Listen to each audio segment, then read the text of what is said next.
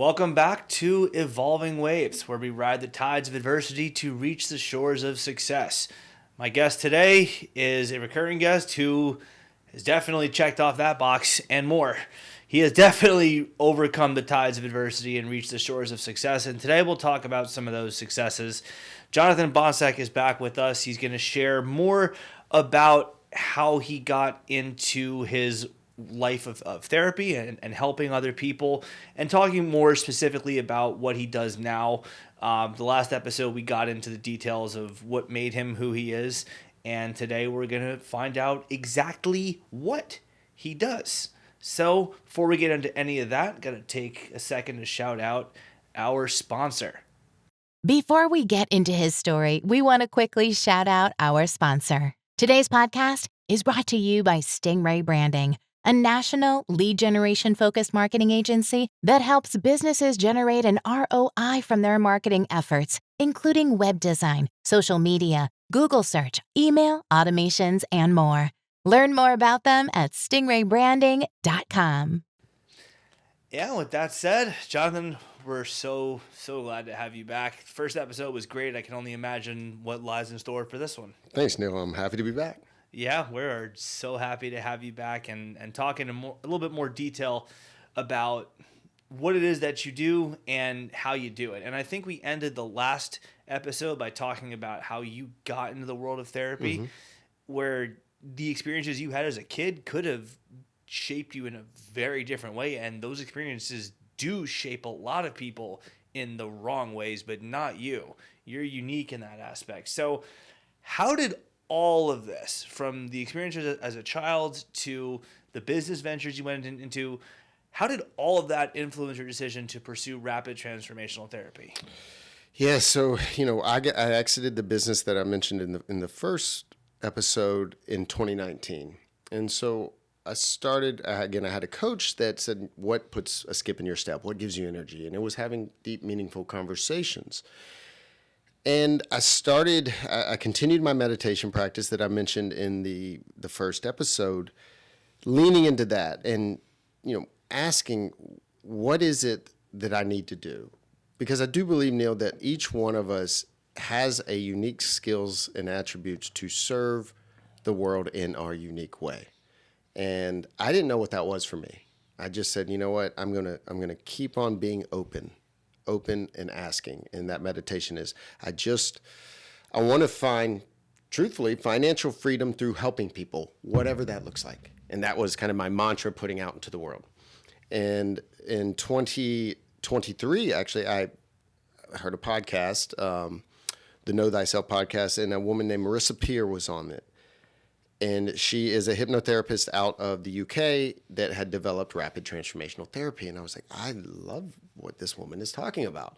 She is bringing neuroscience, psychology, and spirituality, and has come up with a modality that incorporates all that is highly effective based on what I heard. This is great. Cut to, I'm done with that podcast. I kind of let it go. And previously, I'd started getting into breathwork practices within my meditation. And I'm not sure if you guys are familiar with, there's a lot of different styles of breathwork, but they can really open up a lot of emotional things that we've been clinging into our body by putting our body literally into different states. And I was doing a breathwork about 2 weeks after I heard that podcast, and it was a very intense 20-minute breath work until your body's really fired up. And one of the prompts in the breathwork meditation is, what do you want to prioritize in your life? And this might sound crazy, but I literally heard RTT, just like that. So much so I had my AirPods on, and I'm like, took them off. What? Like, did I just hear something? Put it back on, continued doing it. At the end of it, again, what do you want to prioritize? Again, I heard RTT. And whether it was a construct of my mind or a mystical experience, it really doesn't matter, is how I interpret it. And that's also something I share with people. It doesn't matter if something happened or didn't happen. It's how you interpret it and picked it up. Nothing is either good or bad. It's how we think of it. Correct. And that second time, Neil, I heard that, my whole body lit up in goosebumps.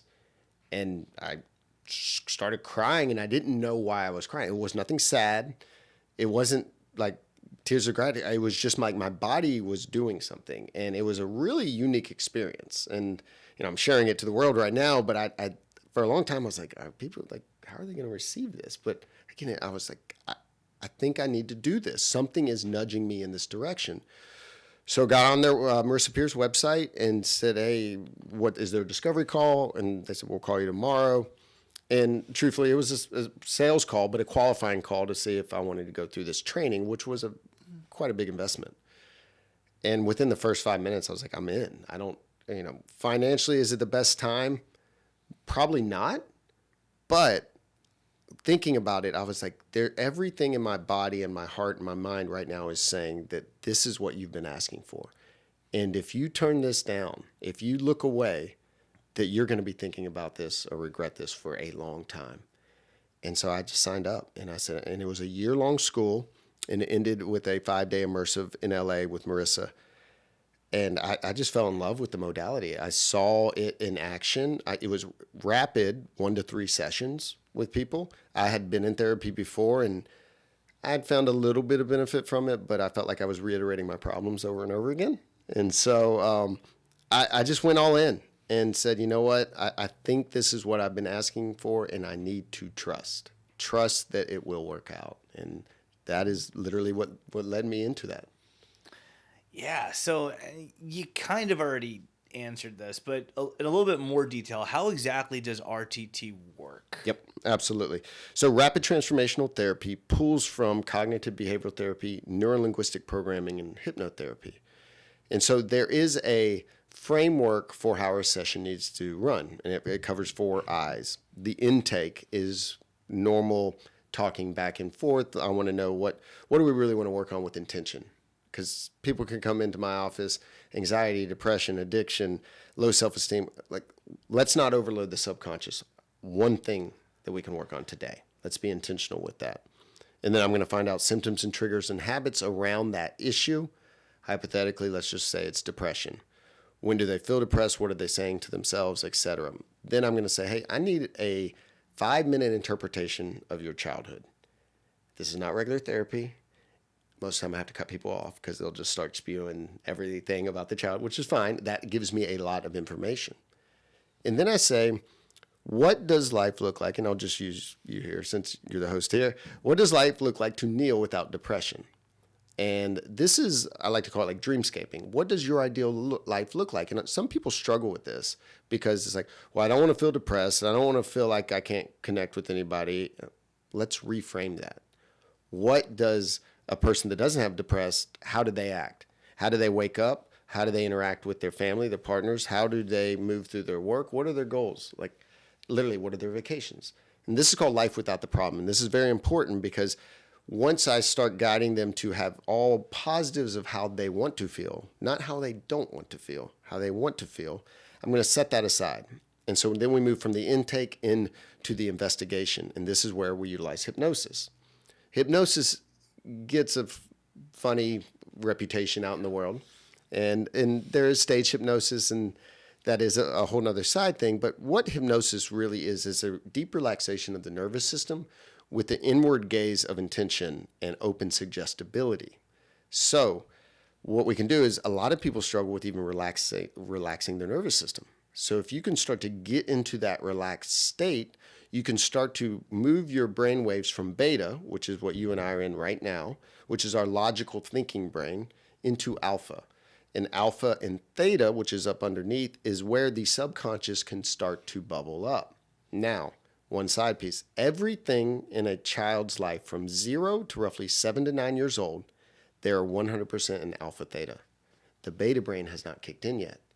Beta brain kicks in roughly in 7 to 9 years old. This is also why our memory struggles to go back previous of 7 to 9 years old.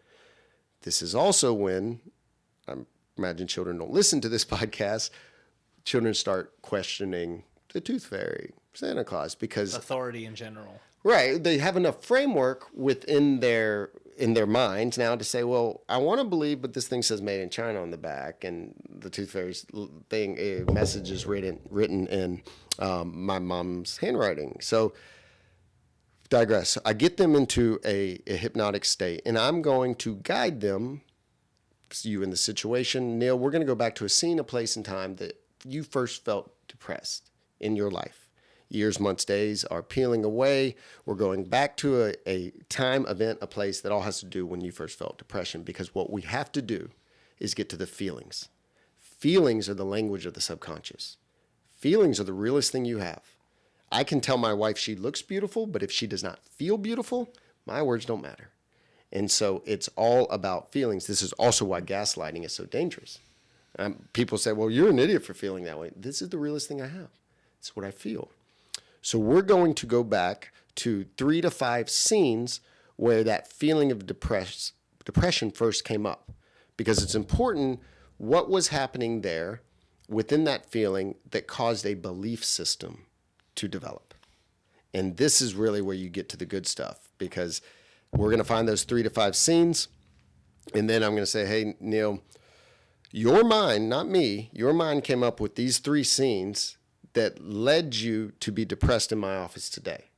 If you had to reinterpret these with your mind being 35, I'm just guessing 30, 35 years old, 40. Not quite. Okay. 31. 31. So your mind said at age 5, age 9, and age 16, these scenes absolutely affected you with depression at 31 in my office today. If you had to connect what belief was picked up in these 3 scenes that led you to depression, what would that be? Because it's important they make the connection, not me. I can usually see it pretty quickly, but it's typically, I'm not enough. I'm just not worthy. I'm different and I can't connect with people. What I want is not available to me, so I've just given up on that. And that's a lot of times with love and partnerships. I was never shown love, so I figured I wasn't lovable, so I gave that up.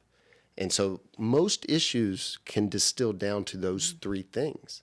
And so we move to the third eye of the interpret. Now we're going to interpret with the mind you have today, because now we have a developed frontal lobe, or we have logic, and we can say, well, that's really not a true belief, because I have these other situations in my life where, I'm going to try to find a reference of when they felt good enough or felt succeeded. So interpret it. Then we interrupt it, because what we have to do is interrupt that belief system that's been running over and over again. And then we move, so there'll be 9 different tools depending on what comes up on how to interrupt based on whatever comes up. Then we moved into the install. And this is where I pull the words at the beginning that I want to feel this way, and I weave them in to and I record this, that is a self-hypnosis custom audio. And that install part is about 15 minutes long. And what I do is all the feelings that you would want to feel, I am weaving them in with direct mental prompts, because your mind does what it thinks you want it to do. So that's very important that we direct, instruct, command, compel our mind to react in the way we want to. Instead of, I don't want to feel depressed. The mind doesn't know words like don't. If I say, Neil, don't think of a pink zebra, you have to think of the pink zebra to then say, I don't want to think of that. So the mind learns through repetition, so that after that install, I bring them out of hypnosis, and that's the end of the session. 50% of the work is there. The other 50% of the work is now making that installation recording familiar in your mind by repetition. Your homework now is to listen to this for a minimum of 21 straight days. 15 minutes long, 21 straight days, because the mind learns through repetition. Yep. And through that repetition, those new neuro synapses, those connections are becoming thicker and thicker. What wires together fires together. So we have to keep on hearing that. And with that self-hypnosis audio, you're getting into an alpha theta state. So you're literally creating new belief systems, because you're creating new synaptic connections. That is neuroplasticity happening. Yeah. Again, there's a lot to go into there. I love it. No, this is great. This is great content.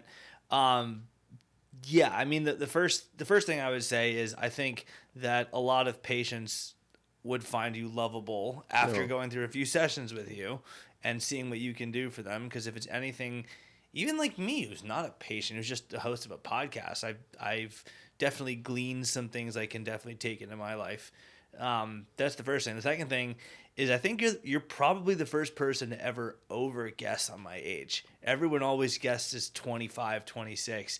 I'm just it's unique. I'm All not, due respect. I don't know. I don't think of it as a good or bad thing. In fact, maybe it's a good thing that you see me as someone who can have these kinds of conversations as someone who's older. Maybe that's part of the development phase. It's your maturity, not your appearance. No, I wasn't saying one way or another. Yeah. It was just I found it interesting that you are a unique individual, and it goes back to what you were saying, the point about how nothing is good or bad. It's all about how we think of it to be, and that's something I want to get to in a second. The perception of everything. I wanted to follow up on hypnosis a little bit because, like you said, it gets a very weird reputation. In fact, crazy enough, pure coincidence. Just last night, I watched an episode of Family Guy where Peter Griffin gets hypnotized, and he's hypnotized into performing a sexual act on his wife every time he hears a certain sound. It's crazy. It's a TV show. It's meant for laughs. It's not good for Lois. Correct. If you know the episode I'm talking about. But that is the perception of it. And again, this is going to lead into a more perception versus reality conversation. But that is the perception of hypnosis, that it can be used to do crazy, unimaginable things in the real world. Can you debunk some of the myths about it and just tell us, like, what's fact, what's fiction, what can hypnosis do, what can it not do? Sure. Hypnosis is powerful, and it does take a lot of trust. Now, stage hypnotists, right? They will use 1 out of 10 people are very highly suggestible. And so what happened with the stage hypnotist, they will use really filtering questions to start to identify who would be open to dancing around like a dog or a duck on stage. And that very select questioning, they're going to be able to. And that is hypnosis. Hypnosis is a deep relaxation of the nervous system to open up suggestibility. And so making that suggestion to dance around like a dog or a duck on stage. Now, within my work, obviously this is I try to create a safe space for people within hypnosis. And people are like, am I going to be out of control? Saying, no, you actually are more in control because we're dealing with the subconscious. And your subconscious drives your behavior patterns 95% of the day. So you won't do anything you normally wouldn't do. That person up on stage would be open to that. And through the questioning, they figure out, oh, this person is fun. They're up for a show. In my office, if I could get people to do stuff they wouldn't want to, I'd be like, why don't you just write me a check for $10,000? And I wouldn't be in this case. It doesn't work like that. They would say, no, sorry, come on out. And again, you are almost in hyper control because you turn that lens. When you shut your eyes, you knock out 70% of the inputs coming into your brain. And so now we take that lens inside. And so if I start making suggestions that aren't something you would normally do, they're instantly going to be no. And what's great about hypnosis is typically it's a very direct response. And I use a lot of, so you were feeling, would it be true that you were feeling powerless in the situation, true or false? And so I'm really trying to, because people will say, no, that's not true at all. Or yes, that is true. And so people are almost more attuned to it. Now, it can be used in other situations in malintent, and there might, I don't want to open up a can of worms as far as government stuff, but it's interesting on the mind control on different peripheries of hypnosis. But what I do within the majority of hypnotherapists are they're creating a safe space, because if your subconscious doesn't feel safe, you're not going to get to that point at all, because there's going to be a blockade even to feel that relaxation of the nervous system. Yeah, I mean, that all makes sense. I think that there is a very fine line, kind of a gray area between what is perception, what is reality, and what is myth and what is fact. And I think, going back to the Family Guy example, I think they were kind of playing off of that. But it is kind of scary if you think about it. If someone were to use the skills that you've developed and honed over time, some of which are from your own experience in life, some of your own your own failures, as you call F for feedback, not for failure, but nonetheless your struggles. And it goes back to the example of what you could do as a kid who grows up being bullied. The response could be infinitely worse than what it turned out to be with you. So again, there's the issue of channeling the skills and the expertise for good that you've clearly done. And I'm sure that does come to your mind when you're, maybe not when you're in the middle of a session, but I'm sure when because you're a very reflective guy, I'm sure you've thought about that at some points. Do you then use those moments where you have like an aha moment with either a client or someone in your family? You use those moments of not remorse, but of learning, of feedback that you had as a kid and through business in your current world of therapy today? I think there's a direct correlation personally, because I have seen the hardest things that I went through in life were actually some of the best things that happened to me. Now, I call them gifts. I didn't unwrap that gift of being an overweight kid until I was 37 years old, and I looked at my own eyes in the mirror, like I mentioned last episode. That gift of the Fun Factory and my brother-in-law, I'm still unwrapping that, being here on this podcast. That wouldn't have been the case. I wouldn't be here if all that hardship didn't happen. So, I do try to pull, because that is my personal experience, I do try to listen to people's stories and hear, even when they're in a hypnosis session, of this was the belief system that I picked up as a 5-year-old, and get into that interpret part of the session. It was like, is that true? You told me X, Y, and Z, because I can't tell them, hey, aha, this gave you this. It has to be their realization. So a lot of questioning, is that true? You told me that you weren't good enough as a little kid, and that belief has been causing you depression. But on the intake, you mentioned that you really find a lot of happiness in X, Y, and Z. So you had to be good enough for that situation. So it's a lot of questioning of, not in the case of you're wrong, but I want you to think about this differently. I want you to shift your lens over to the side and look at it in a new light. And you mentioned, what is fact and what is reality? And there's 8 billion people on this planet. There's 8 billion realities happening because of our perspectives of that. Your perception is what you believe to be true. My perspective is what I believe to be true. Those two stories are different based on your past, your experiences. And I believe they're all facets of the whole, And so to be able to look at that, we live on a round planet, and it's like, well, the southern hemisphere, if you look at it from the bottom, is spinning counterclockwise. The top, it's spinning clockwise. So let me shift and look at this differently. And if I can shift my perspective and look at it differently and find some sort of piece of light, of hope, of gratitude within that shift, start to be curious and go down that, because curiosity will lead your way. And again, there's yet another example of perspective and our own personal versions of reality. We live on a round planet. Well, no, we don't, say some people. We live on a flat plane. Sure. So it doesn't necessarily correlate. Like the science that has been proven doesn't necessarily correlate to everyone's belief. There's fact, and then there's the one reality that we all live in. Like there are some things that are just factual, and then there are things that we perceive to be factual but are not, but we think they are. So to us, they are. How do you distinguish those with your patients or clients? So I'll get back to the word resonate, because when something resonates with you, when there is a feeling within the body, feelings are the realest thing you have. So let's start to, what resonates with you? And sometimes I might be guiding a client and they might be like, no, that's not true. There's no resonation there. And so let me flow with this client to find something. And sometimes within this, I'm looking for some lip quivering. I'm looking for like some choking up, because there's where the emotion's stuck. Because a feeling needs to be expressed in tears. It's trapped. Or it'll make other organs weep. Dis-ease starts to happen within the body. And so, yes, it needs to be released. Expression is the antithesis of depression.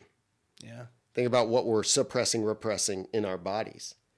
I need to express this out. And so going back to we are all unique, what is your unique expression? So I'm trying to find what resonates. And I might be looking for, some quivering, some tears. I'm not trying to make people cry, but I want to get to the point where they can release some of these stuck emotions.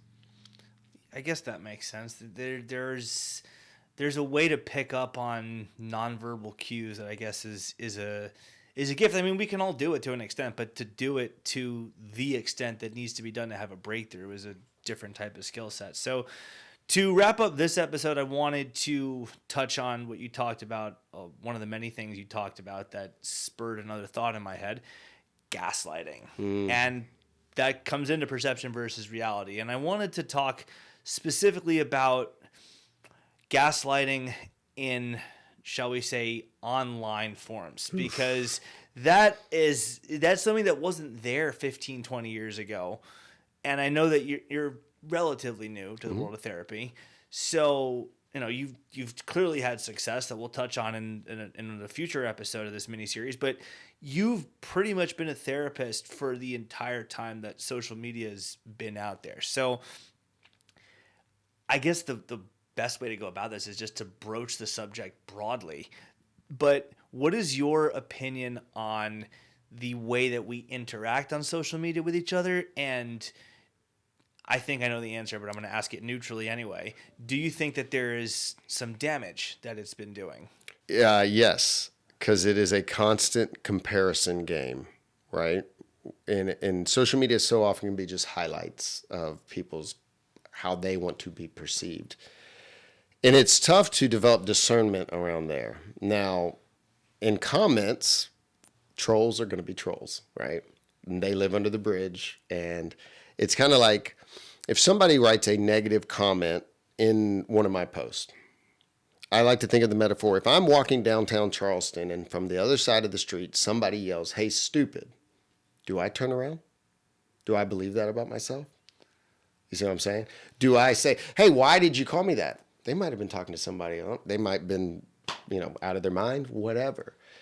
And so oftentimes you can see, again, alluding back to the first episode about the tennis ball, people just want a reaction, and that's where their energy comes from, within comments. And so, yes, I read my comments, and when there hasn't been many, but when there's something negative, I'll just have to be like, what type of state are those people in to put out that venom, right? Because it's not the snake bite that kills you, it's the venom that stays around. So am I going to pick that venom up? Now, I have a 12-year-old daughter, and she's not on social media. She doesn't have a phone, but I've already seen the influence that, say, YouTube and things like that have, which is a very, very tough thing to navigate. And so just speaking of like my 12-year-old daughter, there's a whole thing nowadays about, these tweens having skincare routines and driving them to like Sephora and Ulta. And it's out of control, Neil. And I'm like, look, beauty comes from the inside. And true beauty is when you can love yourself, and you are getting bombarded by influence.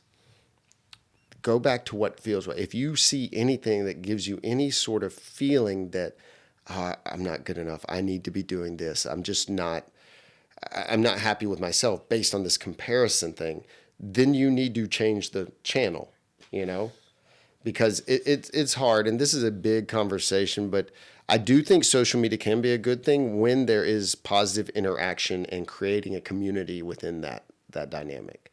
When it's just voyeurism and casting venomous comments, I think that's where we get to the lowest rung of human connection, That is one of the things that, and I was not taking offense at all when you said you thought I was 35 or 40. I thought that was cool that you thought that highly of me. I took it as a compliment, but that's the one thing that I still struggle with, and I think a lot of people who are on social media probably struggle with too. Whether I happen to have a fairly large following, I could cover the Florida Gators. I believe you're a rival, but it's not always the easiest to put that into practice in the moment. You're doing a live stream, you're talking about something that you like, you're talking you think fairly sensibly, you've done your research, you know what you're talking about. You maybe have a guest on, a player, a recruit, a former player, and someone just says something that, they probably wouldn't say in person for multiple different reasons, but they say it, and then it's almost a game of like, I know you wouldn't say that in person. You're a sad person to be doing that online. But in the heat of the moment, you want to go so much more viciously after them. At least I do. And I'm sure that a lot of kids do too. If I do as a grown-up, kids are going to be influenced by that. If they want to get influencer status when they're 15 or 16, especially on Instagram, which really rewards that, it gets really easy. And then they're down a rabbit hole that is not so easy to pull themselves out of. So again, there's the knowledge of this in the back of your mind. There's knowledge of it in principle, and then there's knowledge of it in practicality. How do you recommend that people who are facing trolls and hate, not even just trolls, but actual hate on social media, go about putting this more mature thought process into practice in the heat of the moment? That's a multi-layer question, Neil. But there's a great quote: "The less I pay attention to you, the faster you disappear."